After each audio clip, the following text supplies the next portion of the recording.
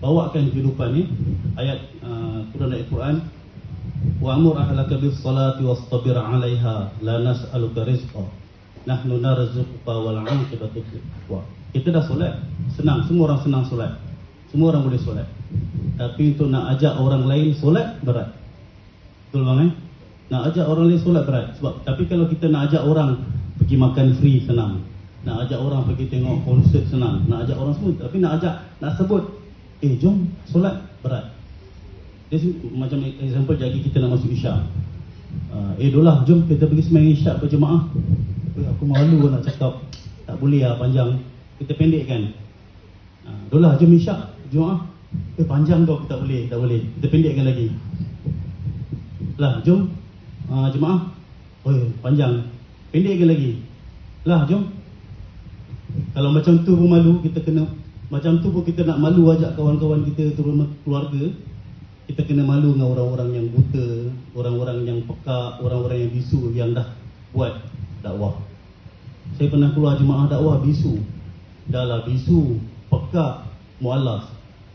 Dia masuk Islam, dia kena buang daripada keluarga. Jadi, dah lah pekak, bisu dan dia jumpa siapa? Jumpa ada orang penterjemah tu, cikgu. Dia pun keluar 40 hari dengan dia. Cikgu-cikgu tu pun kena keluar sebab terjemah. Sedih. Tapi Allah Ta'ala pemudahkan rezeki dia. Apa ayat tu kata? Kita dah solat, kita kena ajak orang lain solat. Kita dah buat baik, kita kena ajak orang lain buat baik. Bukan kamu yang bagi rezeki. Maksudnya bukan kita yang cari rezeki. Aku yang bagi rezeki, kata Allah. La nas'aluka rizqa nahnu narzuquka wal 'aqibatu littaqwa. Sesungguhnya rezeki tu, yang percaya rezeki ni pada orang-orang yang bertakwa. Simple je, hidup kita ni, kita buatlah apa kita nak buat selagi tidak langgar perintah Allah. Kan? Kita pun, saya tahulah jiwa kita kan, kita nak berhenti automatik tiba-tiba pakai ni, tak lama. Orang-orang rock ni kalau berhenti tiba-tiba hari ni rock, tiba-tiba besok kau jubah serban, tak lama. Dia terus tinggi je, jatuh pun berdentum kan. Dia relax Bapak saya pernah jumpa geng-geng rock kan, dia tengok pakai pakai orang tadi kan. Nama apa? Rahim pakai je macam ni. Benda tu akan datang sendiri. Macam kita ni berlakon-berlakon lah. Kita tak baik, kita berlakon-berlakon jadi baik.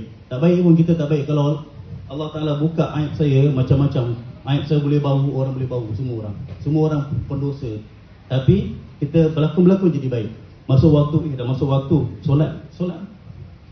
Pelan-pelan, yang benda kita berlakon-berlakon tu, Allah Ta'ala akan bagi satu kemanisan yang luar biasa. Bila dah manis, kita jaga solat, kita akan fikir tidak sempurna satu orang, iman satu orang